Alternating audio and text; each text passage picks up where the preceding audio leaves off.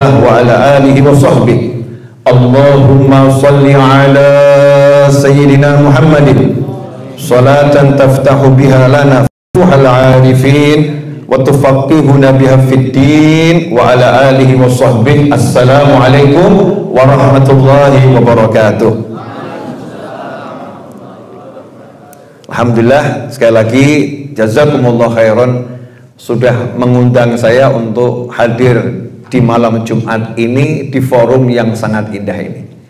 Ya, forum bersama orang-orang yang mengurusi pendidikan. Yang mengurusi pendidikan, mengurusi ilmu. Karena tidak ada makom, nggak ada pangkat, nggak ada derajat yang lebih tinggi di sisi Allah Ta'ala melebihi derajatnya ahlul ilm, derajatnya orang yang berilmu. Sebagaimana Allah Ta'ala pamerkan ketika Allah menciptakan manusia. Jadi ketika Allah menciptakan Nabi Adam alaihissalam, saat itu timbul rasa penasaran malaikat. Malaikat itu bukan makhluk yang sok protes, enggak. Sami'na wa ata'na. Malaikat itu pokoknya taat saja. Enggak mungkin malaikat itu protes. Tapi malaikat itu penasaran karena setiap kali diletakkan makhluk di muka bumi, makhluk itu buat kerusakan.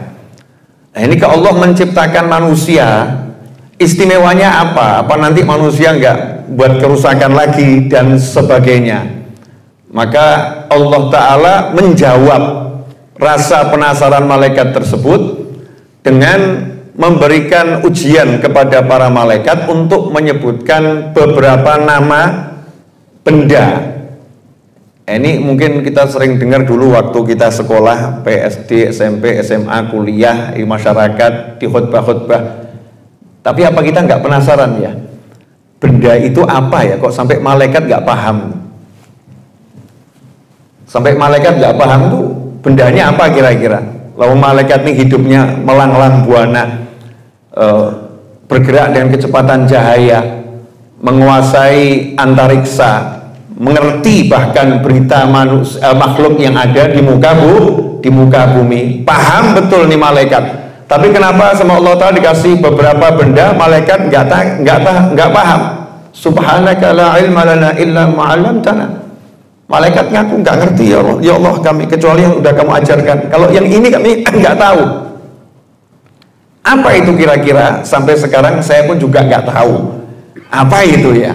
Tapi yang menarik, Nabi Adam alaihissalam langsung bisa jawab. Ini bendanya ini namanya ini namanya ini.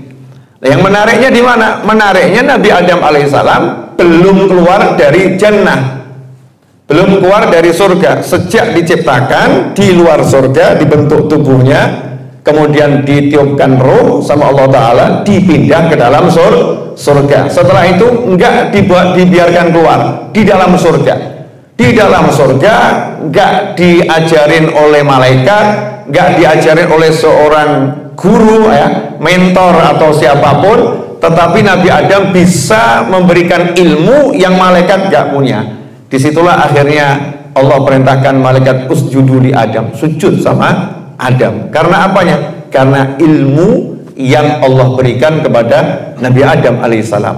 Nah, disitulah sampai sekarang rahasia sujudnya malaikat, ta'zimnya malaikat, pengagungannya malaikat, penghormatannya malaikat kepada Nabi Adam alaihissalam itu terus berlaku selama-lamanya, ila abad, selama-lamanya kepada siapapun yang mewarisi apa yang dimiliki oleh Nabi Adam alaihissalam. Karena itu dikatakan al-ulama warathatul anbiya, orang yang punya ilmunya Allah, orang yang punya ilmunya Allah, warathatul anbiya, ini pewarisnya para nabi, memiliki sesuatu yang dimiliki Allah, yang Allah berikan kepada para nabi, kemudian terus diwariskan sampai sekarang. Dan antum semua Masya Allah yang nguri-uri itu, yang menjaga agar warisan-warisan tersebut terus ya bisa disebar luaskan, maka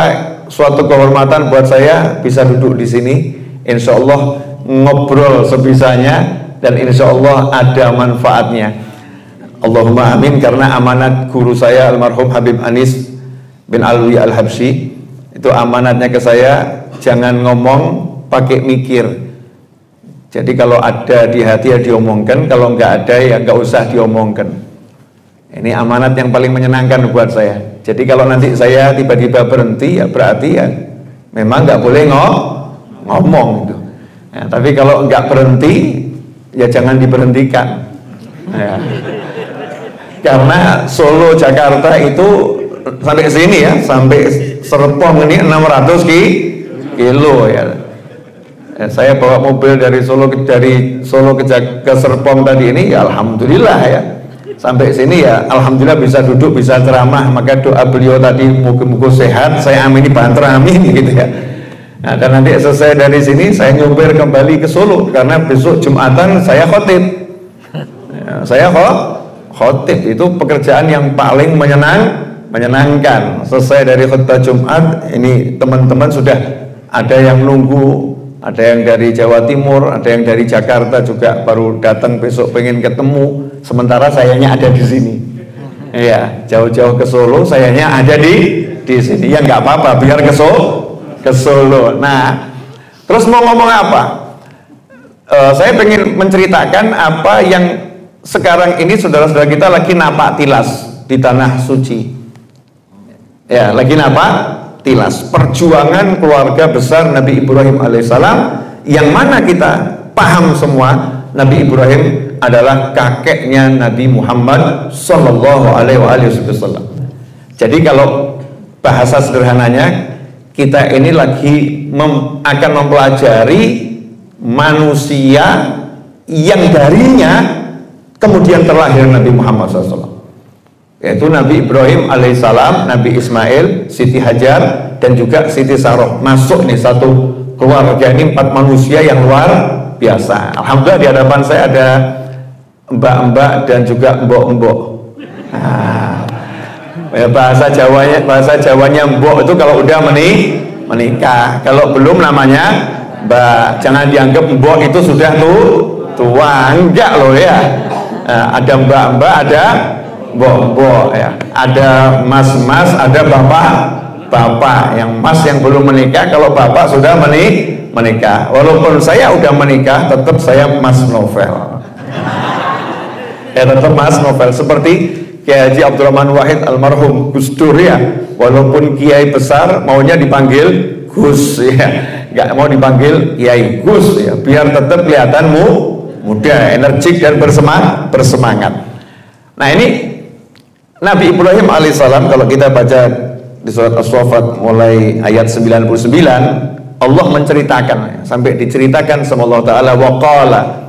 Jadi ucapannya Nabi Ibrahim itu diabadikan sama Allah Ta'ala. Makanya kalau dibilang kita berbicara apapun, di kanan ada yang mencatat, di kiri ada yang mencatat. Kalau baik tugasnya yang kanan nyatat, kalau buruk tugasnya kiri mencatat. Artinya sistem pembukuan kalimat itu Allah Ta'ala buat sistem yang indahnya luar biasa. Satu huruf nggak ada yang meleset. Kalau kita di persidangan melihat sidang ada tukang ketiknya, dia ngomong apapun diketik. Nah ini apa yang kita ucapkan, mau ngelamun, mau nggak ngelamun, mau kita lagi dibius ngelantur, nggak ngelantur, semua ucapannya diketik oleh malaikat di kanan dan malaikat di kiri. Dan malaikatnya paham, oh ini baik, ketik, oh ini buruk, ketik. Tugasnya masing-masing. Sampai ucapan persis yang pernah disampaikan Nabi Ibrahim alaihissalam itu sama Allah Ta'ala diceritakan kepada seluruh umat manusia di jagat raya lewat wahyunya Allah kepada baginda Muhammad Sallallahu Alaihi Wasallam, di mana Nabi Ibrahim berkata, wa qala inni dzahibun ila rabbi sayahdi. Inni dzahibun ila rabbi, sungguh aku pergi menuju Tuhanku, nanti dia Allah yang akan memberikan petunjuk kepadaku. Ini tentang apa? Setelah Nabi Ibrahim dibakar oleh Namrud dan proses pembakaran berlangsung dengan sempurna, ya berlangsung dengan sempurna bagaimana? Semua kayunya terbakar, ya seperti fungsinya api. Cuman Nabi Ibrahimnya ya terbakar tapi tidak terbakar. apinya tetap nyentuh, ya apinya tetap nyentuh, apinya tetap membakar, tapi membakarnya itu berubah sifat. Membakar biasanya panas, tapi ini dingin dan menyelamatkan. Itulah konsep AC yang dipakai sampai sekarang. Ya, sampai sekarang AC itu kan dari hawa panas dirubah jadi hawa dingin. Ini diambil dari Al-Quran. Kisah Nabi Ibrahim alaihissalam. Ya narukuni bardaw wa salaman ala Ibrahim. Tetap kamu buat yang lain panas, apinya tetap dibakar. Tapi kalau nyentuh Nabi Ibrahim jadi sejuk namun menyelamatkan. Ya sejuk namun menyelamatkan. Karena nggak semua orang kena AC kuat, ada yang kena AC masuk angin. Itu kadang teman-teman saya tuh lucu kalau saya ajak naik mobil yang AC-nya bagus tambah muntah-muntah. Tapi kalau naik mobil yang kemudian nggak ada AC-nya, jendela dibuka itu tambah seger gitu ya. Ada yang model seperti itu, seperti kata Kiai Anwar Zahid itu kan ya, beliau mengatakan ya, ono saya kena AC gak kuat, kalau angin kok tambah sehat nih. Manusia macam-macam. Nabi Ibrahim apinya kena tubuh beliau langsung dingin dan menyelamatkan. Selesai itu Nabi Ibrahim pengen hijrah karena kerajaan Namrud tidak menyenangkan untuk berkeluarga, membina keluarga. Kenapa nggak menyenangkan? Karena tempatnya nggak Islami. Ya tempatnya nggak Islami. Maka yang pertama kali dilakukan Nabi Ibrahim alaihissalam adalah untuk hidup berkeluarga, cari tempat yang Islami. Dan alhamdulillah kita nggak usah nyari. Indonesia ini kurang Islamnya di mana? Spol-polan. Ya, Islaminya luar biasa. Nih kita di negara yang dengan jumlah umat Islam, insya Allah salah satu yang terbesar di dunia. Bahkan kita itu kalau mau menghindar dari azan itu susah. Ya masuk mall ya ada azan, masuk rest area ada azan, sampai di mobil pun aplikasi muncul suara azan. Di Indonesia susah menghindar dari suara azan. Coba ke Singapura, cari azan susah. Ya Singapura mau cari azan susah. Di Indonesia azan ini masya Allah menjadi sesuatu yang menghibur dan menyenangkan. Artinya kita hidup di lingkungan yang sudah sangat bagus. Tapi tentunya bagus-bagusnya lingkungan kita kan masih ada lingkungan yang kurang bagus, terutama di rumah kita sendiri. Makanya kalau kita pengen bina rumah tangga yang bagus adalah jadikan rumah kita ini nomor satu rumah yang Islami. Inilah konsep awal hijrah dilakukan Nabi Ibrahim alaihissalam. Jadi yang pertama kali hijrah dalam tafsir disebutkan adalah Nabi Ibrahim alaihissalam. Belum hijrah kemana? Sayahdin, nanti Allah akan memberi petunjuk saya harus kemana. Maka diberitahu oleh Allah Ta'ala pergi ke Syam, ditemani istrinya Siti Sarah. Ya dengan Siti Sayyidatuna Sarah berdua Nabi Ibrahim berangkat hijrah. Suami istri, belum punya anak, belum punya momongan. Saya mau nanya sama mbak-mbak yang belum punya anak, ya bersama suami belum punya anak, sudah nikah 4 tahun 5 tahun, itu menyenangkan atau siksaan? Nah tergantung, dari jawabannya tergantung gitu ya. Bisa siksaan kalau mau dengarkan cemoohan orang, jadi siksaan. Tapi kalau nggak dengarkan cemoohannya orang, yaitu menyenangkan. Kenapa? Nggak ada yang rutin, nggak ada yang ganggu, nggak ada yang nangis, nggak ada yang minta ASI, ya kan ya? Nggak ada yang muntah-muntah itu kan?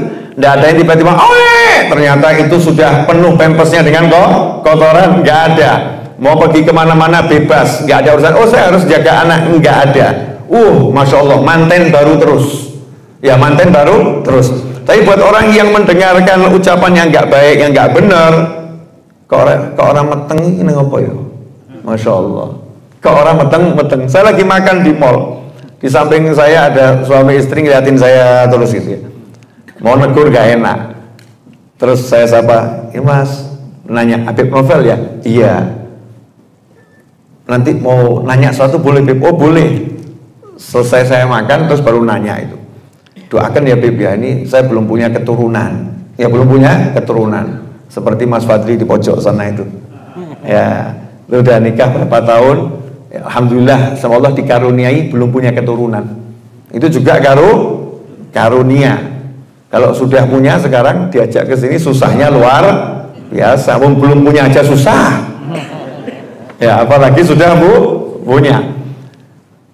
A sampai Z ngobrol, maka saya kasih resep satu. Kalau ada orang nanti menghina kamu, nyemooh kamu, ngomong gak enak, jawab saja satu.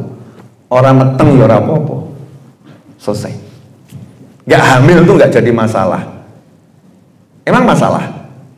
Siapa yang ngasih orang bisa hamil? Yang ngasih Allah Subhanahu wa ta'ala. Al-mu'ti huwallah wal mani' huwallah.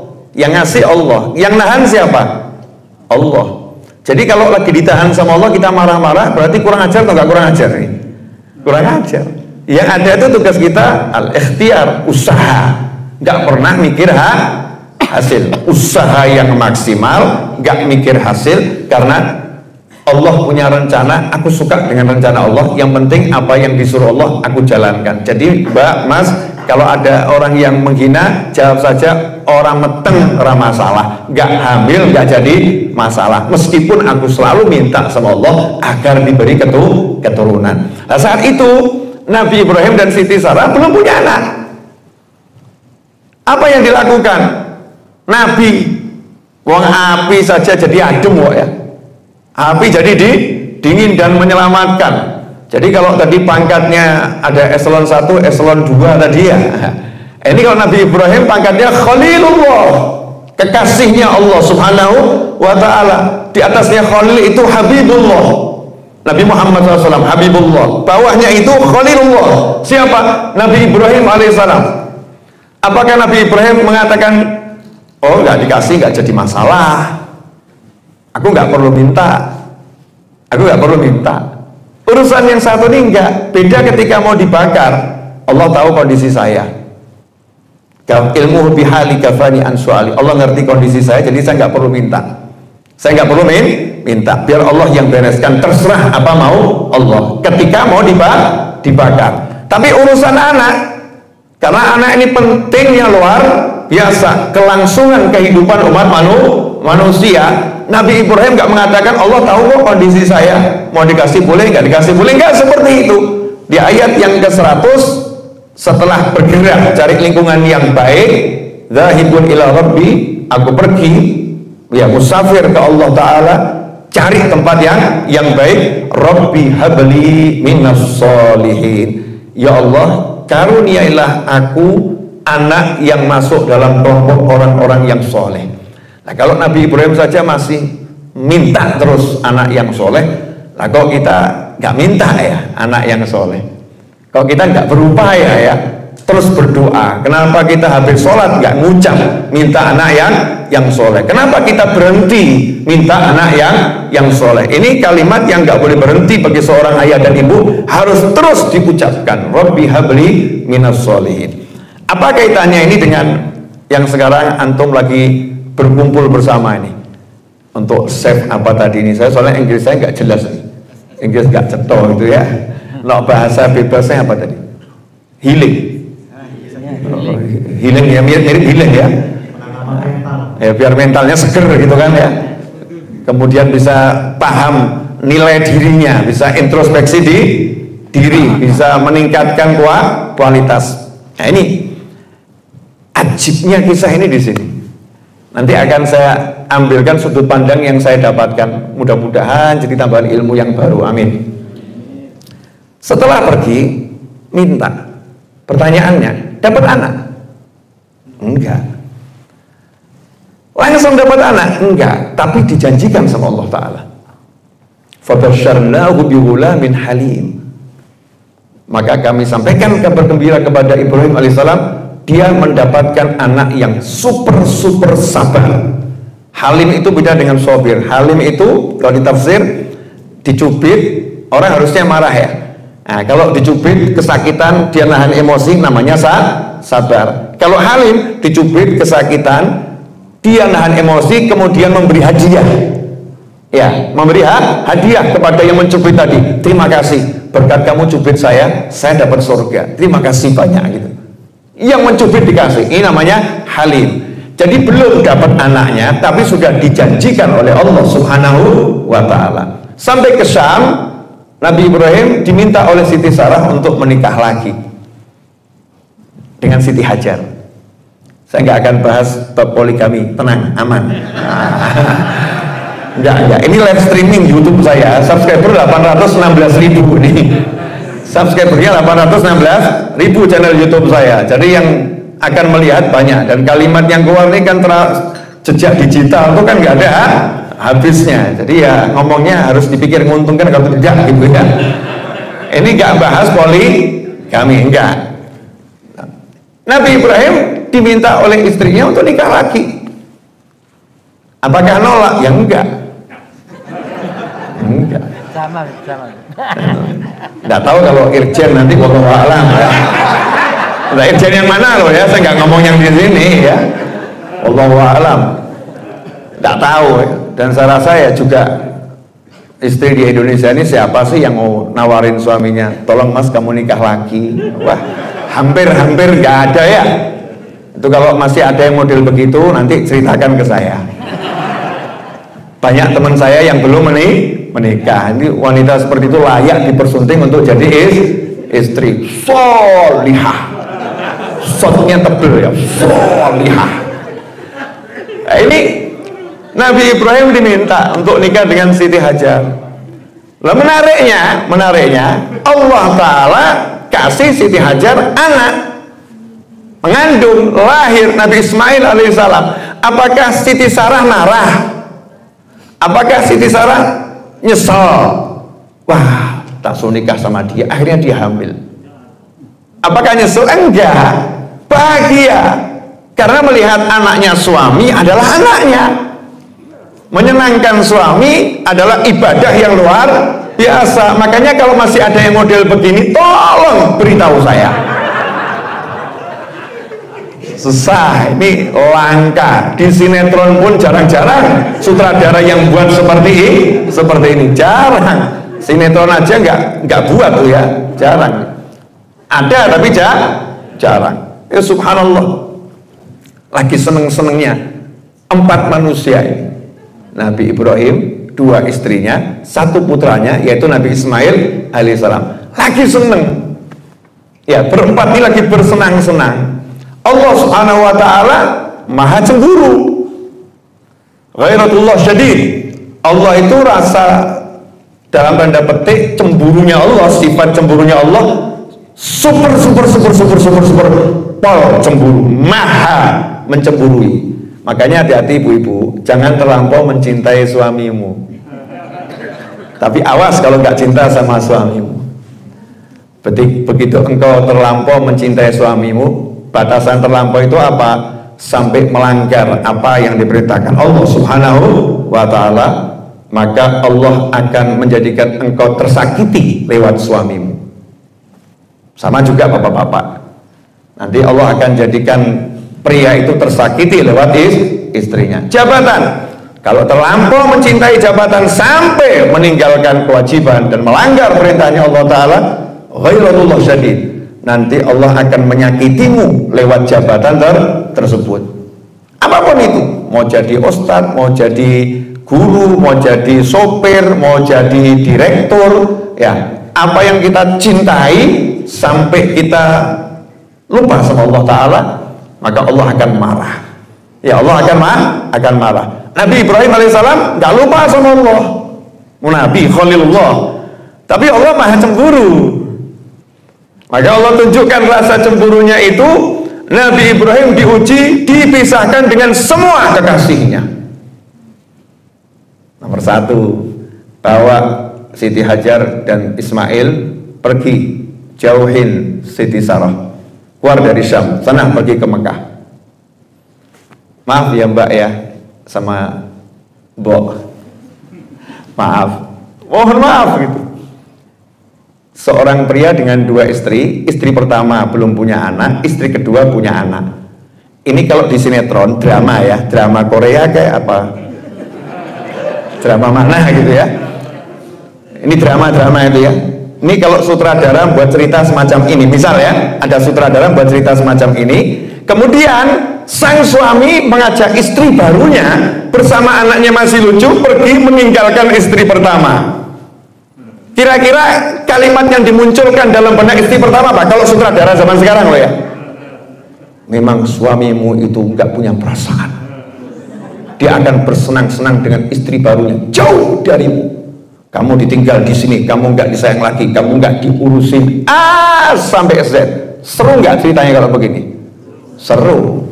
Tapi ini kan cerita orang genah, nggak beres. Nah, masalahnya ini banyak anak-anak kita belajar dari sinetron, dari drama yang itu dibuat oleh sutradara, yang sutradaranya belum tentu punya keilmuan yang sesuai dengan ajaran Allah dan Nabi Muhammad SAW, dan ini tersebar luas dan membentuk karakter tanpa disadari di sebagian masyarakat. Ngeri atau enggak ngeri? Lewat tontonan, lewat film. Jadi gurunya adalah sutradara. Nah, ini gurunya bukan sutradara, maha sutradara, yaitu Allah Subhanahu wa Ta'ala. Siti Sarah gak marah, gak ada pikiran jelek. Makanya kalau baca tafsir, hati harus punya adab pada keluarga Anbiya wal Mursalin. Gak punya pikiran jelek, silahkan berangkat. Ya, sama sedih pisah sama Nabi Ismail, anaknya yang lucu. Ya, sedih.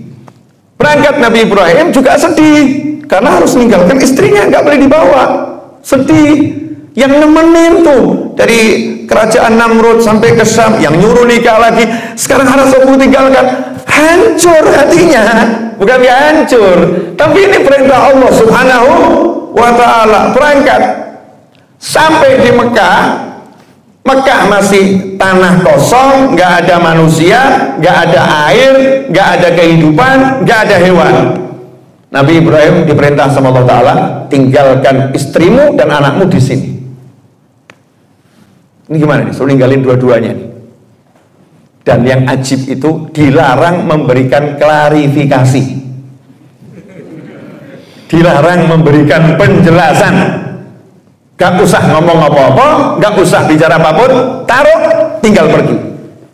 Coba Mbak, kalau Anda ada dalam sinetron yang model seperti itu, ditinggal di tengah padang sahara, jangankan kok di padang sahara, ini hotel apa namanya?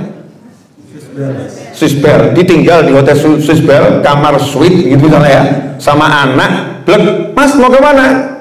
Blek, tinggal pergi. Masya Allah, kira-kira bahagia atau duduk gitu ya? Ya hatinya bertanya-tanya. Nah, Siti Hajar saat itu ditinggal begitu saja. Ya nanya, namanya manusia ya, nanya sama suaminya, suamiku kenapa kami ditinggalkan di sini? Tapi ini yang nanya, shotnya keras ya, solihah, nggak ada kecurigaan, selalu berpikir positif, dan wanita yang cerdas, wanita yang cerdas. Ini yang akan saya ceritakan nih, wanita beneran, wedok tenan, wanita beneran. Soalnya cari wanita beneran itu sekarang ya beneran. Tapi yang beneran seperti dua manusia yang diceritakan dalam Al-Quran ini, Masya Allah, ini wanita-wanita yang luar biasa. Kenapa kami ditinggalkan di sini? Tidak boleh jawab Nabi Ibrahim. Bayangkan tuh hatinya Nabi Ibrahim seperti apa? Aku disuruh Allah, tidak boleh jawab, tidak boleh ngasih keterangan. Kenapa aku ditinggalkan di sini? Tidak boleh ngomong. Nah, istrinya cerdas, disuruh Allah ya, Allah yang nyuruh ya. Nabi Ibrahim di situ tidak mengucapkan satu kata pun, tapi menganggukkan kepala karena nggak ada larangan memberikan isyarat. Istrinya langsung jawab, tinggalkan kami, don't worry about us. Ya, jangan khawatir, pasti kami dijaga sama Allah Subhanahu wa Ta'ala. Allah pasti jaga kami, Allah pasti lindungi kami. Berangkatlah sayang. Jadi istrinya nggak mau, suaminya pikiran. Hebat kan ya? Coba istri zaman sekarang, apa? Disuruh Allah. Wah, kalau bisa tuh gimana caranya? Susah ngomongnya ya, buat ruwet hati bojo gitu ya. Mas, tugas kantor ya? Yakin tugas kantor? Ya udah, itu kelihatannya mantanku besok mau kesini. Wah, dibuat was-was suaminya. Ya, suaminya dibuat was-was. Tugas kantornya berapa hari? Ya seminggu, sepekan, sejum'ah. Saya lagi mau populerkan kalimat sejum'ah. Karena di dalam hadits kan Jum'ah ilal Jum'ah, sejum'ah. Yang pakai seminggu monggo, sepekan monggo. Saya lagi melatih lisan saya pakai kalimat sejum'ah. Siapa tahun 1000 tahun lagi di Indonesia orang ngomongnya sejum'ah. Mulai perubahan dari hal yang kecil. Minimal kan tak mulai diri saya sendiri. Itu pun susah. Masih sering lupa. Sejum'ah, iya. Ya udah besok itu ada kumpul-kumpul teman SMA. Ya cuma 2 hari kok. Mulai pokoknya gimana caranya hati suami kacau. Ada enggak yang model seperti itu? Nah, ini yang teriak korban ini. Ya, ini banyak korban-korban gitu ya. Korban-korban hatinya diacak-acak oleh istri. Ya, istrinya cinta, tapi yang dicintai dirinya sendiri. Siti Hajar enggak paham suaminya cinta dan beliau sangat cinta pada suaminya, maka dibuat suaminya jangan sampai pikiran, tahu nih berat nih suamiku ninggalin aku di sini sama anak satu-satunya, ini berat buat suamiku, gak boleh dekat, gak boleh jaga, gak boleh ngurus, suruh ninggal. Maka aku yakinkan suamiku, jangan khawatir, kalau Allah yang suruh pasti Allah yang bereskan. Seorang waliyah nasihatin seorang nabi yang pangkatnya Khalilullah. Ini kan wanita, bukan nabi ya, tapi nasihatin seorang nabi yang pangkatnya Khalilullah. Disitulah hebatnya seorang istri. Walaupun istri ini bukan nabi, tapi sama Allah diizinkan untuk menguatkan hati seorang nabi.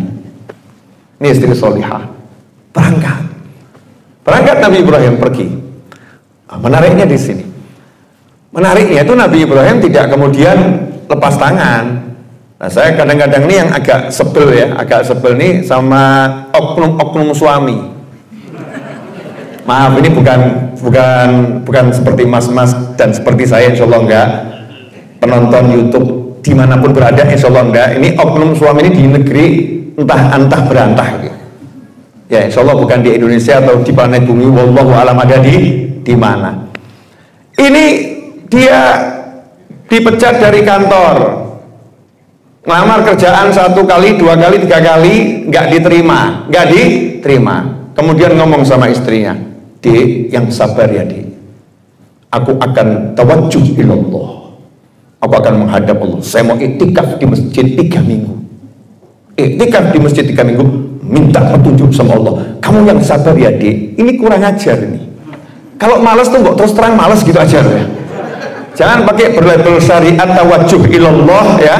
Kemudian iktikaf di masjid, istrinya ditinggal di rumah, anaknya nggak diurus, bilang tawajjuh ilallah. Ini bukan tawajjuh ilallah, ini namanya nuruti hawa nafsu, al malesu, wal kesetu, wal putus asa, iki koncone setan. Paham enggak? Saya yakin ini kan banyak orang Solo dan sekitarnya ini, Malang ya, dekat-dekat. Keset itu malas tingkat tinggi. Ya, malas tingkat apa tadi? Oh, di atasnya lagi. Ya, kata malas tingkat dewa, di atasnya lagi. Subhanallah. Nah, Sayyidina Umar bin Khattab ini salah satu contoh ya. Rasulullah SAW itu kan dijuluki sama orang-orang musyrik. Kenapa ini katanya Rasul, tapi kok mondar-mandir ke pasar? Katanya Rasul, tapi kok mondar-mandir ke pasar? Karena pikirnya orang-orang musyrik, Rasul itu ya di musolanya gitu ya, nggak usah keluar ke pasar. Rasul kok ke pasar. Sayyidina Umar bin Khattab radhiyallahu ta'ala waktu jadi khalifah, inspeksi ke masjid. Bukan cuma ke pasar, inspeksi ke masjid. Begitu dilihat di masjid itu waktu duha, ada yang iktikaf 2 jam, 3 jam, tapi umurnya 60 tahun, it's okay. Usia menjelang mati. 60-70 tahun. Kan umur umatku 60 sampai 70 tahun. Wajar. Memang harus pensiun banyak di masjid. Nah, kok ada satu anak muda berjam-jam di masjid? Berjam-jam di waktu duha, bukan waktu sholat zuhur, bukan loh ya. Bukan waktu sholat asar, waktu duha. Sholat duha itu 8 rakaat berapa menit? Ini kok berjam-jam? Cuman nongkrong di masjid. Judulnya iktikaf. Didatangi sama Sayyidina Umar bin Khattab radhiyallahu taala anhu. Kamu kenapa di sini? Kok nggak ke pasar? Kok nggak kerja? Jawaban pemuda tadi, saya punya kakak saya pebisnis, kakak saya yang biaya hidup saya. Apakah Sayyidina Umar mengatakan, lanjutkan, bagus, kamu bagian doa, kakakmu bagian kerja, apa begitu? Enggak. Idzan akhuk a'bad minnak. Kalau begitu, kakakmu lebih hebat daripada kamu. Dia lebih beribadah daripada kamu. Kakaknya yang diapresiasi, pemuda ini sama sekali tidak diapresiasi. Artinya dianjurkan, keluar kamu, jadilah seperti kakakmu. Nah, ini yang kadang nggak dipahami ya. Nah, ini cerita ini indah sekali. Nabi Ibrahim alaihissalam karena nggak boleh jaga istrinya, nggak boleh jaga anaknya, nggak bisa ngapa-ngapain karena dilarang oleh Allah Subhanahu wa ta'ala. Apakah beliau berhenti berusaha untuk keluarganya? Tidak berhenti berusaha untuk keluarganya. Nabi Ibrahim alaihissalam, ya, beliau tetap melakukan the best yang bisa dilakukan. Naik ke atas gunung, begitu tidak kelihatan oleh anak dan istrinya, langsung angkat tangan berdoa. Rabbana. Doa itu diawali dengan kalimat Rabbana, bukan Rabbi, bukan Rabbi, tapi Rabbana. Duhai Tuhan kami. Artinya apa? Walaupun istrinya, anaknya enggak bersamanya, dihadirkan dalam hatinya Rabbana. Duhai Tuhan, aku, istriku, anakku, Tuhan kami, Rabbana. Kemudian dilanjutkan, inni askantu. Sungguh ya Allah, aku meletakkan sebagian dari anak keturunanku. Nabi Ibrahim tidak mengatakan, ya Allah, engkau loh yang nyuruh saya ninggal anak di situ. Kamu loh ya Rob yang nyuruh saya ninggal istri di situ. Ini sekarang saya mau curhat ya Rob, kamu yang suruh. Saya dalam kondisi nggak enak ini, kamu loh yang suruh. Nggak ada. Semua hal yang nggak enak nggak pernah dinisbatkan pada Allah Subhanahu wa ta'ala. Inni askantu, sungguh aku yang meletakkan sebagian dari anak keturunanku di lembah yang nggak ada kehidupan di sana. Min ghairi dzara'in, nggak ada tumbuhan di sana. Inda baitikal muharram, di rumahmu yang suci. Liyuqimus shalah, agar mereka kelak menjadi orang-orang yang bisa mendirikan sholat. Rabbana, duhai Tuhan kami, jadikanlah hati sebagian umat manusia tahwi ilaihim, cinta dan mendatangi mereka. Warzuqhum minats tsamarat, dan berilah mereka rezeki buah-buahan, la'allahum yashkurun, agar mereka menjadi orang yang bersyukur. Kalimat ini diabadikan sama Allah Ta'ala, bahwa Nabi Ibrahim tidak melupakan keluarganya, selalu dihadirkan. Yang kedua, tidak pernah meratapi penderitaan, tidak pernah. Sekarang ini sedikit-sedikit, ya Allah, ujianmu terlampau berat buat aku. Ini mau doa sudah nyebelin dulu ya. Misal beliau pimpinan ya, pimpinan nih, ada anak buah gitu ya, bawahan datang, Pak, mohon maaf Pak, Bapak ini emang bebani saya. Tahu Pak, berat loh Pak. Jadi saya itu berat loh Pak. Kira-kira senang atau sebel nih? Jujur pimpinan dibegitukan ya sebel gitu kan ya. Oh saya tuh kasih kamu ya sudah saya ukur sesuai kemampuan kan kamu. Tidak mungkin saya kasih yang nggak sesuai kemampuan. Kamu aja yang lebih. Nah kita sekarang lebihnya luar biasa. Urip kok yang ini, masya Allah. Hidup kok seperti ini. Ini bagaimana ini? Bagaimana? Nabi Ibrahim diperintah sama Allah, tapi nggak pernah ngomong ya Allah kamu yang suruh. Tapi mengatakan, ya Allah, aku yang meletakkan sebagian anak keturunanku di satu tempat, ya Allah. Nggak ada pertumbuhan di sana, nggak ada kehidupan di sana. Saya cuma pengen satu, ya Allah, liyuqimus shalah, agar mereka jadi orang yang bisa mendirikan sholat.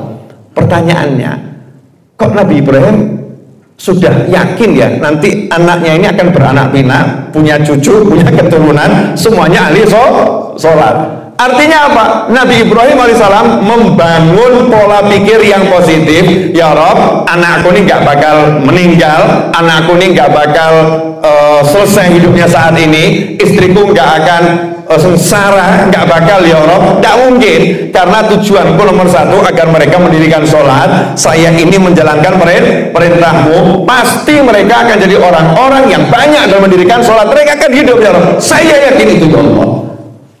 Tapi ada lanjutannya, tolong ya Rob, saya minta 2 hal. Solusi. Buku yang sudah antum pegang kan judulnya solusi ya. Jadi nggak berpikir tentang masalah. Masalahnya nggak usah dipikir, solusinya yang diminta.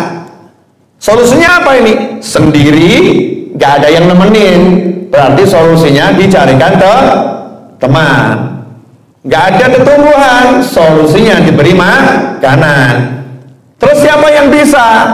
Nggak ada yang bisa, nggak ada manusia, nggak ada air, nggak ada pohon. Yang bisa siapa? Allah Subhanahu wa Ta'ala. Ya udah, nggak usah banyak dipikir. Tinggal modal ud'uni astajib lakum. Kok kalian nih mikir? Coba kalau kebanyakan mikir dong. Siapa yang mau ke situ? Mikir dong. Siapa yang mau didik anakmu? Ya siapa? Sampai ahli sholat. Mikir dong. Siapa yang mau ngirimkan makanan itu siapa? Mikir. Ini tempat gersang, nggak ada air, nggak ada kehidupan. Mikir dong. Itu kalau pakai pikir.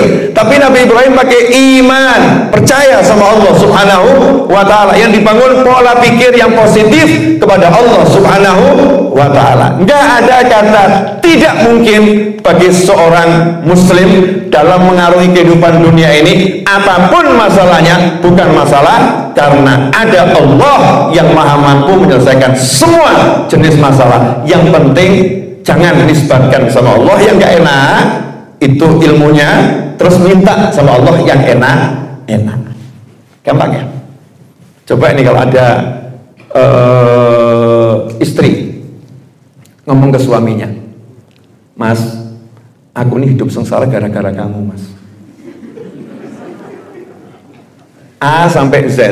Terus akhirnya, Mas, minta uang 10 juta. Kata suaminya, selasa kakek ruwet, mau ket awal ngomong ya, Mas, itu dia 10 juta. Selesai masalah kan ya?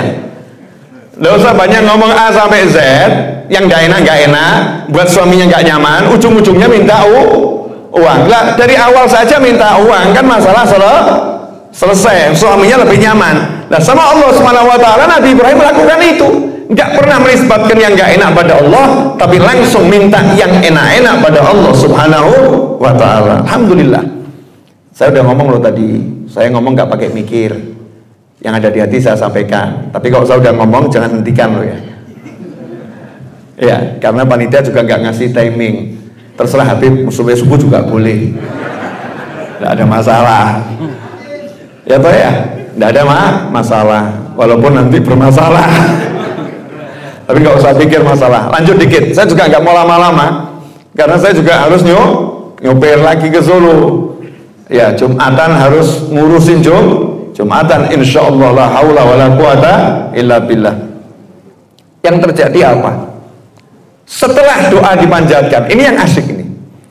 Apakah kemudian Allah kirim awan hitam, hujan lebat ke kota Mekah? Enggak.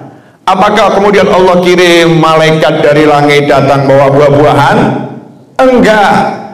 Apakah kemudian ya Allah katakan pada Nabi Ibrahim, sana balik temenin istri sama anakmu? Enggak. Skenarionya Allah tetap sama, kembali ke Syam, temenin Sarah, biar Ismail sama ibunya berdua. Dah, kamu jalan, lanjutkan perjalanan. Apakah Nabi Ibrahim kemudian bingung? Enggak, tetap jalan, pulang, udah serahkan sama Allah Ta'ala. Yang penting proposal langit udah diajukan, selesai.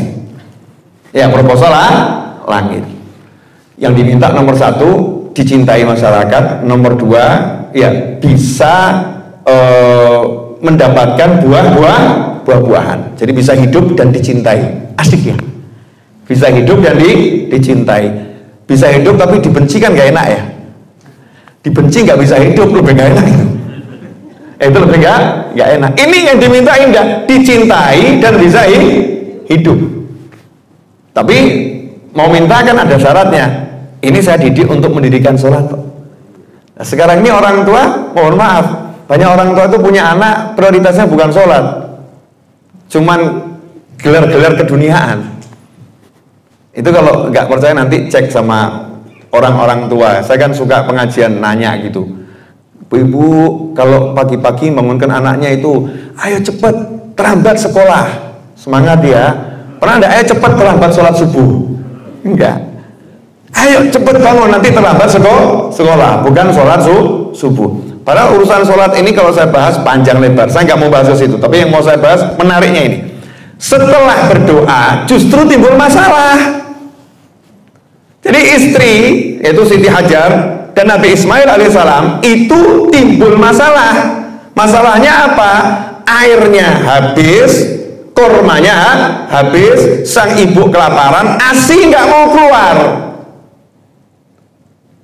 Padahal suaminya baru doa ya, ASI nggak mau keluar. Makanya kalau jenengan habis jalanin wirid, kok tambah dicopot dari jabatan? Saya ini udah dapat wirid dari Pak Kiai, kok tambah pangkat turun, gimana ini ya? Ini kiainya salah jangan-jangan. Saya baru saja dapat wirid dari Habib Novel, kok tambah saya dipindah keluar pulau yang nggak jelas ini ya. Wah ini Habib Novel salah nih. Jangan berpikir buruk. Memang prosesnya itu ya begitu. Prosesnya seperti itu. Justru kalau masalah setelah doa ada masalah, kabar gembira itu pangkat akan cepat naik. Ya pangkat akan cepat naik. Ya seperti Siti Hajar. Habis suaminya doa, masalah, air habis, kurma habis, ASI nggak keluar, anak nangis. Dan ini Nabi Ismail, semakin sempurna manusia, semakin keras tangisannya. Makanya ibu-ibu kalau anaknya nangisnya keras, tanda-tanda dia cerdasnya luar biasa. Ya nggak lucu toh, masa Nabi Ismail nangisnya tuh kesian ibuku nanti pikiran, udah aku tak pelan-pelan saja. Nggak mungkin, mesti ya buanter. Manusia itu kan pertahanan hidupnya di situ.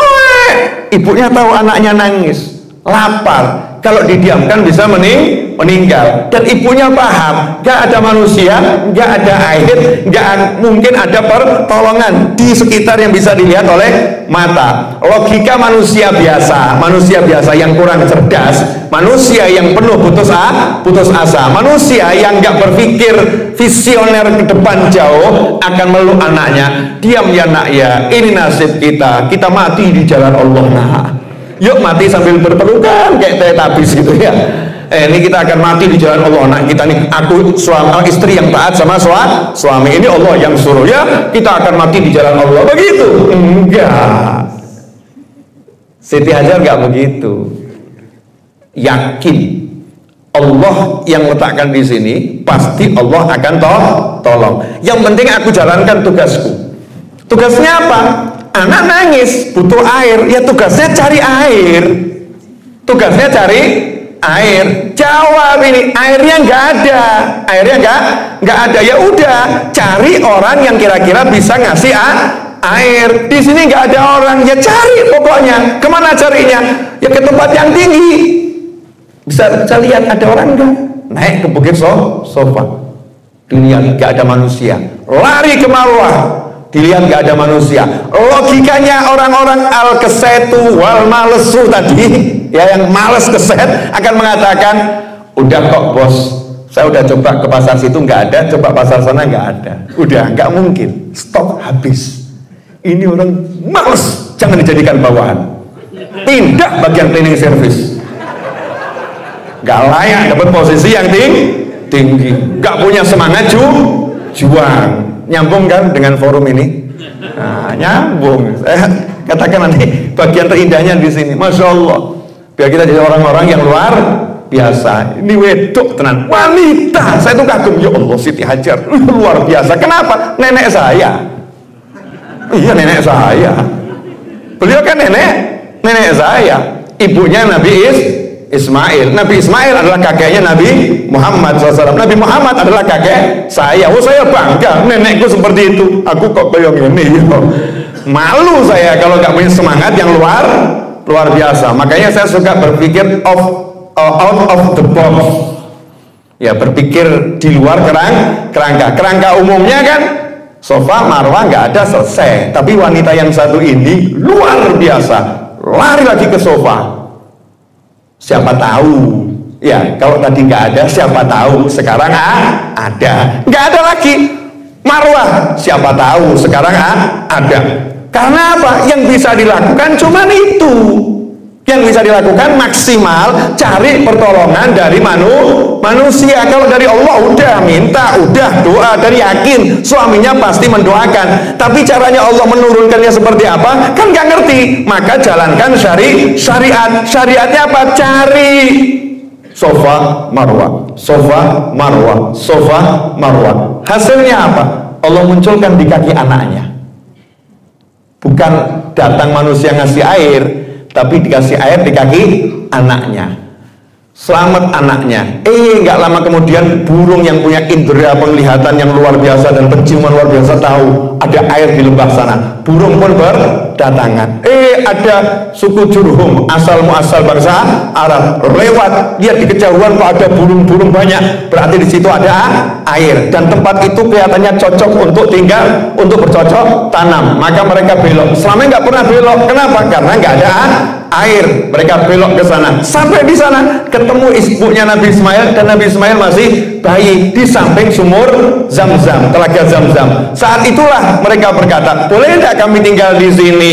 Boleh, tapi airnya milik saya loh. Ini air milik saya. Oke, deal. Sehingga mereka setiap ambil air mereka harus bayar. Bayarnya buah-buahan, kambing, makanan. Sampai Nabi Ismail tumbuh besar. Ibunya duduk santai terima gaji. Masya Allah. Berkat apa itu?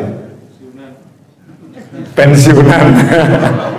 Duduk santai terima gaji. Berkat apa? Satu, suaminya mendoakan. Dua, percaya pada suaminya. Tiga, tawakal yang tinggi pada Allah Subhanahu wa Ta'ala. Empat, etos kerja yang hebatnya luar biasa. Never give up dan tidak ada kata menyerah. Yang bisa kulakukan.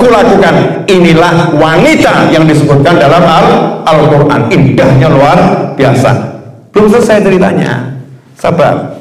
Saya aja yang ceramah sabar, apalagi yang mendengarkan. Yang ceramah aja bisa sabar, yang mendengarkan tidak bisa sabar kan? Anehnya luar biasa. Insyaallah. Lanjut dikit lagi boleh? Boleh, santai loh. Yang mau selonjor sambil tidur boleh. Ya, orang tidur itu tidak dilarang. Kecuali kalau sholat, batal sholatnya. Tapi kalau pengajian mau tidur, siapa tahu yang tidur itu nanti dapat mimpi-mimpi yang bagus. Lu ada orang yang tidur di pengajian ternyata mimpi ketemu Nabi Muhammad SAW. Tapi jangan nawa itu turu, Masya Allah. Hadir pengajian niat tidur, siapa tahu kok tidur di pengajian ketemu Nabi. Tidur di rumah gak pernah ketemu Nabi. Ngawur nih, salah belajar ini ya. Ya salah belajar. Subhanallah. Nabi Ibrahim 10 tahun kemudian, atau dalam tafsir yang lain 12 tahun, dapat perintah dari Allah Ta'ala. Dan hebatnya ini Siti Hajar ditinggal suaminya 10 tahun bersama Siti Saroh ya di Syam sana, nggak pernah loh ngedumel, wah aku ditinggal sendiri, ini suamiku di sana sama istri nomor 1, aku nomor 2 nggak diurus, aku dilupakan, aku udah nggak ada model begitu kecuali di sinetron. Kalau di Al-Quran nggak ada yang model seperti itu. Suci, bersih hatinya, penuh prasangka baik. 10 tahun kemudian atau 12 tahun Allah perintahkan Nabi Ibrahim SAW, temuin istrimu dan anakmu di Mekah. Seneng. Setelah 10 tahun, 12 tahun boleh lihat istrinya, boleh lihat anaknya, berangkat semangat, senengnya luar biasa. Masya Allah. Nah, dalam perjalanan itu dikasih perintah sama Allah Ta'ala lewat mimpi. Lewat mimpi suruh nyembelih Nabi Ismail. Suruh nyembelih Nabi Ismail. Bayangkan kira-kira perasaannya seperti apa? Atau ketemu bisa kan ngomong, nah aku kan beli awakmu ya. Itu gimana perasaan seorang ayah? Ringan atau berat itu? Beratnya luar biasa. Makanya Nabi Ibrahim sempat ragu. Ya, ini betul-betul perintah Allah atau ini adalah tipu daya setan? Sampai ada hari tarwiyah, sampai akhirnya Arafah. Di Arafah itulah Arafahu sudah mengerti kalau betul-betul itu mimpi perintah dari Allah Subhanahu wa ta'ala disampaikan pada Nabi Ismail alaihissalam. Bayangkan ketemu, lihat anaknya ganteng umur 10 tahun, falamma balagha ma'ahu sa'ya qala ya bunayya, ketika Nabi Ismail sampai usia bisa membantu ayahnya untuk berusaha 10 sampai 12 tahun, qala ya bunayya, terus ngomong sama anaknya, nah semalam saya mimpi menyembelih dirimu, menurut pendapatmu bagaimana? Anaknya, coba kalau anak zaman sekarang 10 tahun sejak bayi gak ketemu bapaknya datang terus ngomong, nah kamu sudah saya nikahkan dengan Mas Fulan, aku wali mujbirnya, aku walimu satu-satunya, kamu milikku dan kamu sudah saya nikahkan dengan pria baik-baik. Apa kata perempuan tadi, anak tadi? Ora tau nguripi, gak pernah didik, gak pernah hidupin, datang-datang bawa suami, gak pakai nawarin, kapan model apa kamu? Masya Allah, perang saudara-saudara. Ini dinikahkan loh ya, perang. Nabi Ismail alaihissalam diminta nyawanya. Qala ya bunayya inni ara fil manami anni azbahuka fanzur madza tara. Qala ya abati fa'al ma tu'mar. Masya Allah, jawaban anaknya, Bapakku tercinta, laksanakan yang diperintahkan kepadamu. Satajiduni insyaallah minas sabirin. Engkau akan dapati aku insyaallah masuk dalam kelompok golongan orang-orang yang sabar, insyaallah. Saya nggak bisa bayangkan tuh hatinya Nabi Ibrahim waktu itu seperti apa ketika ngomong, dan betapa hebatnya Nabi Ismail yang kecil ini ya, umur 10 tahun bisa jawab yang luar biasa. Kuncinya di mana? Kuncinya ada di Siti Hajar, ibunya Nabi Ismail alaihissalam. Berarti selama 10 tahun sang ibu ini mengatakan pada anaknya, kamu punya ayah loh, ayahmu seorang nabi, ayahmu ada di sana, ditugaskan oleh Allah Subhanahu wa taala. Kamu punya ibu yang lain, punya ibu tiri Siti Sarah di sana, ditemani oleh ayahmu. Ayahmu belum boleh ke sini, Allah yang larang. Bapakmu nabi, gak bisa berbuat kecuali atas perintah Allah Subhanahu wa taala. Ayahmu orang yang luar biasa, ibu cinta sama ayahmu luar biasa. Ayahmu cinta sama ibu, kamu yang baik-baik jadi anak yang bekti sama orang tua. Semua kalimatnya positif terhadap sang ayah alias suami. Coba kalau zaman sekarang ada istri begini kan, bapakmu kira atau ngurus awakmu. Maaf ya, bahasa Jawa keluar lagi ya. Ini Serpong rasa Solo ini. Ya, saya di Serpong tapi merasa seperti di Solo. Ayahmu tuh sama sekali gak pernah transfer, gak pernah kirim WhatsApp, gak pernah telepon, gak pernah video call, gak pernah nyapa kita, gak pernah. Ibumu tuh yang banting tulang, kepala jadi kaki, kaki jadi kepala. Bapakmu tuh gak punya perasaan, bapakmu gak punya perhatian, bapakmu gak cinta, menelantarkan kita. Ini wanita yang dipenuhi setan yang ada di dunia. Masya Allah. Hadir orangnya. Tidak tahu di mana, bukan di sini. Negeri anta beranta. Wanita Indonesia nggak seperti itu. Wanita Indonesia itu ya niru Siti Hajar. Makanya anaknya bisa jawab, nyawaku ambil ayah, nggak jadi masalah. Tapi hebatnya di sini loh. Anak ini nggak mengatakan, duhai ayah, laksanakan perintah Allah. Makanya saya mengatakan, yuk terjemahan Al-Quran ini kalau bisa kita buat lebih indah gitu. Karena anak nggak mengatakan, duhai ayah, laksanakan perintah Allah, insya Allah aku masuk orang yang sabar. Enggak. Si anak mengatakan, duhai ayah, laksanakan yang diperintahkan kepadamu. Nggak mengatakan perintah Allah. Kenapa? Ini urusannya nggak enak. Urusannya mau disembelih, urusannya nyawa diminta. Jangan bilang Allah yang perintah, meskipun Allah yang perintah. Itu namanya sopan santun, adab sama Allah Subhanahu wa ta'ala. Laksanakan yang diperintahkan kepadamu. Di situ Nabi Ibrahim ya seneng, ya tambah cinta sama istrinya. Istriku, Masya Allah, lulus kamu didik anak, tambah tresno. Tapi anaknya semua nyembelih. Oke, naik. Bagaimana bisa ini? Beratnya luar biasa. Anak yang ngajari, ayah pisaunya yang tajam biar gak ragu-ragu. Tambah berbesmili kalau kita ya. Ayah tutup penglihatanmu biar gak ragu-ragu. Ayah tolong lepas bajumu biar darahku nanti gak muncrat kena baju, nanti ibu akan kasih sedih. Masya Allah. Jalankan, betul-betul dijalankan. Apa kata Allah? Wahai Ibrahim, kamu sudah membenarkan menjalankan perintah yang ada dalam mimpi. Sama Allah Ta'ala, leher Nabi Ismail dibuat jadi lebih keras dari baja, sedikit pun tidak tergores. Seperti tubuh Nabi Ibrahim dibuat tidak tersentuh oleh api, maka leher Nabi Ismail dibuat tidak tersentuh oleh belati. Selesai dilaksanakan dan tidak terjadi seperti yang diperkirakan oleh orang lain, maka disitulah Allah datangkan 2 domba dari surga, suruh menyembelih. Kemudian kita diperintahkan mengabadikan peristiwa itu ila yaumil qiyamah. Umat Islam disuruh ibadah kurban, mengingat bektinya anak sama orang tua. Maka kalau anak bekti sama orang tua semacam ini, maka tidak mungkin disia-siakan rezeki dunia dan rezeki akhiratnya. Ini diceritakan terus gak ada habisnya. Wah, asik. Saya senang kalau ceritakan Nabi Ibrahim alaihissalam tuh. Indah, karena ketika ketemu Kanjeng Nabi SAW di Mi'raj, titip salam buat kita kan cuma Nabi Ibrahim. Sampaikan salamku kepada umatmu. Yang titip salam cuma Nabi Ibrahim. Terus kita dikasih ijazah. Kalau orang sibuk cari ijazah amalan-amalan, Nabi Ibrahim udah ngasih ijazah kepada kita semua untuk baca subhanallah walhamdulillah wala ilaha illallah Allahu akbar.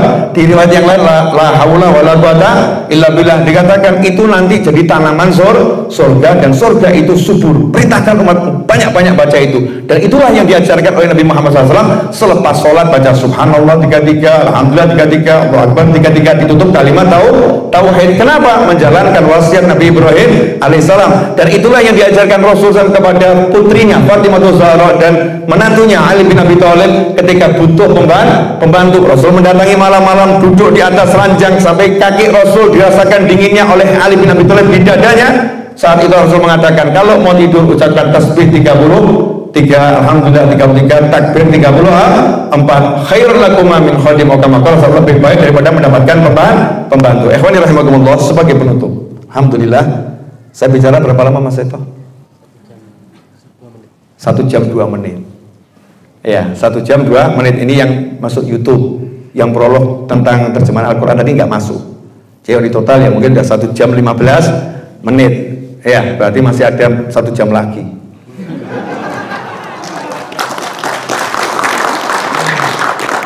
Canda ya.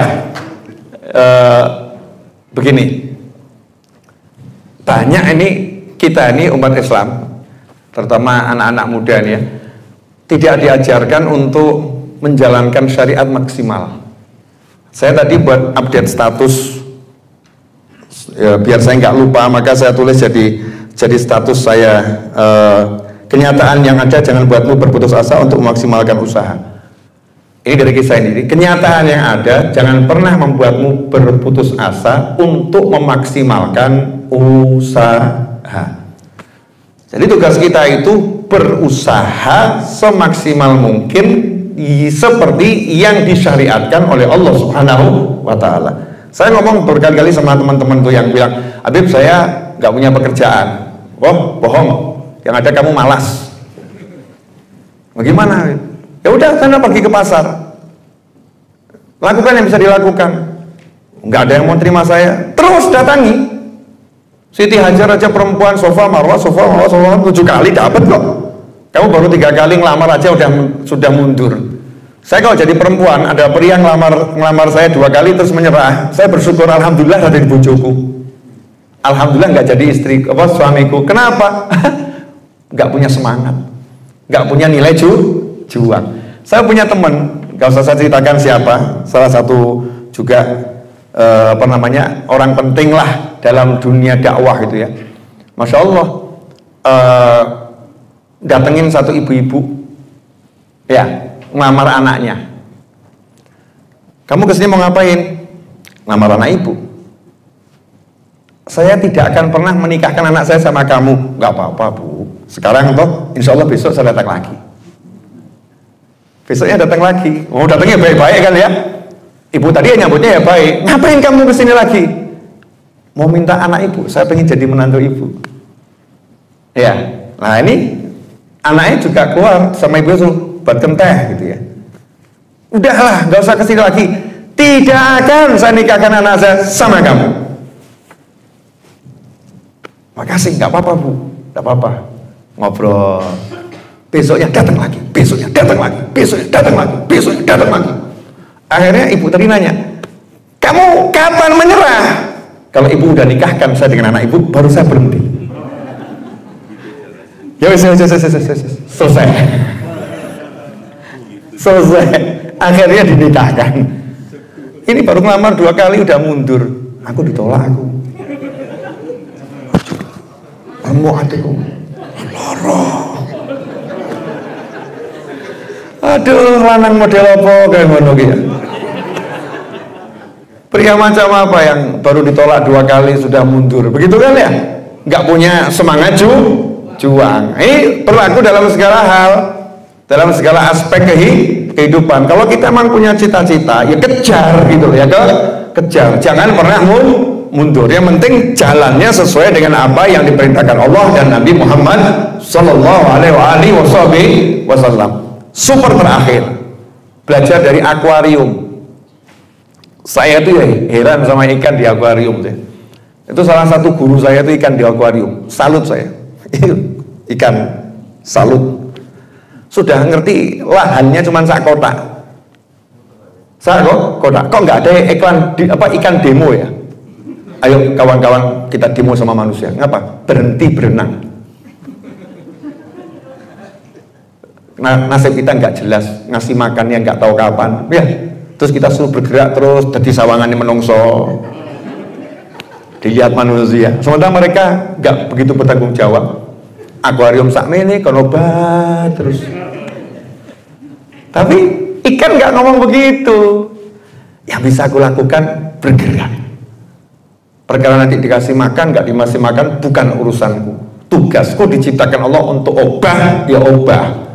Allah ciptakan saya untuk bergerak, ya saya bergerak. Maka muncul kalimat indah dari orang-orang di Pulau Jawa yang mungkin juga ada di pulau-pulau yang lain. Obah mamah. Obah mamah. Kalau mau bergerak nanti bisa makan. Ya kalau kita mau usaha ya nanti bisa menghasilkan sesuatu. Ada orang nanya sama saya, Habib itu utangnya banyak tapi kok bangun nggak mandek-mandek. Ya, utangnya banyak, tapi kok bangun nggak mandek-mandek, artinya utang material, utang pembelian tanah yang belum lunas. Tapi kok bangun terus? Kenapa? Jawaban saya, lawang saya beli tanah untuk dibangun, bukan untuk dilihat. Beli tanah untuk dibangun, beli tanah untuk dipakai, untuk majelis. Kalau nggak saya bangun, nanti makainya kapan? Nah terus nanti gimana, Bib? Loh, itu kan masalah itu bukan urusan saya. Itu kan nanti Allah yang ngurus. Urusan saya, Allah nyuruh saya memenuhi amanat. Ada tanah yang dibangun, ya dikerjakan. Nanti Allah yang bereskan. Dan subhanallah, dan tidak mungkin tidak, Tuhanku tak pernah mengecewakan diriku. Ya, Tuhanku tak pernah mengecewakan diriku. Selama kita sungguh-sungguh, ya sama kita sungguh-sungguh manjad wajad. Siapa sungguh-sungguh maka dia akan mendapatkan. Kalau Allah Ta'ala walladzina jahadu fina lanahdiyanahum subulana wa innallaha lama'al muhsinin. Barang siapa bersungguh-sungguh menempuh jalan kami, lanahdiyanahum subulana. Jawabannya Allah apa? Sungguh kami akan membimbing dia untuk melihat jalan-jalan kami. Ya, walladzina jahadu fina lanahdiyanahum subulana, bukan sabil tapi subul. Artinya kalau kita sungguh-sungguh menempuh jalan kebaikan satu saja, Allah akan berikan banyak opsi kebaikan. Nih. Nah, bisnis juga gitu.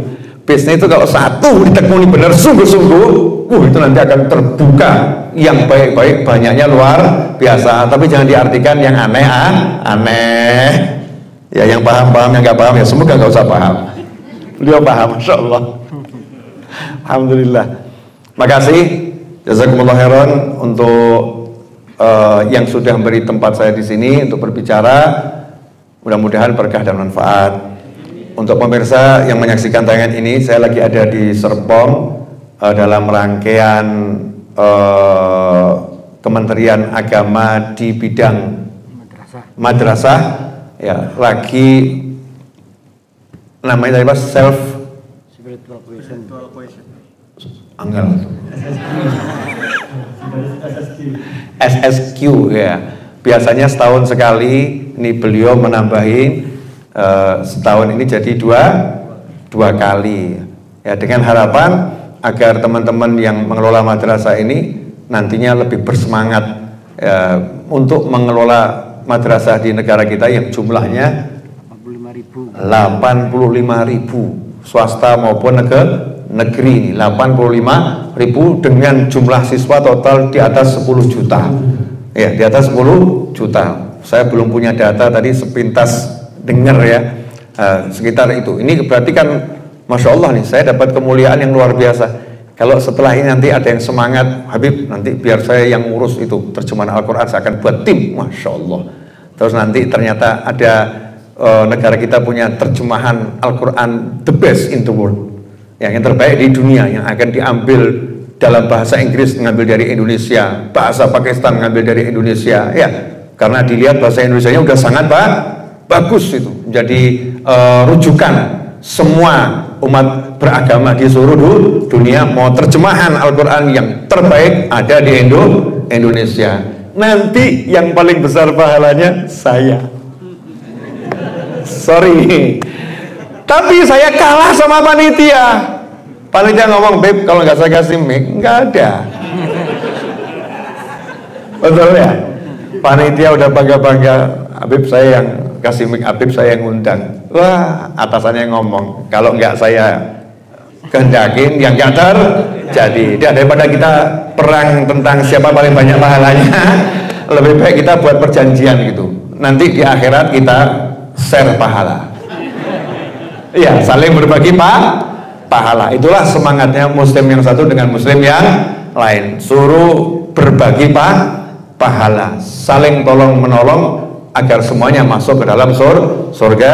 Jazakumullah khairan wal afu minkum wa sallallahu ala sayyidina Muhammadin wa alihi wasallam walhamdulillahi rabbil alamin. Wassalamualaikum warahmatullahi wabarakatuh.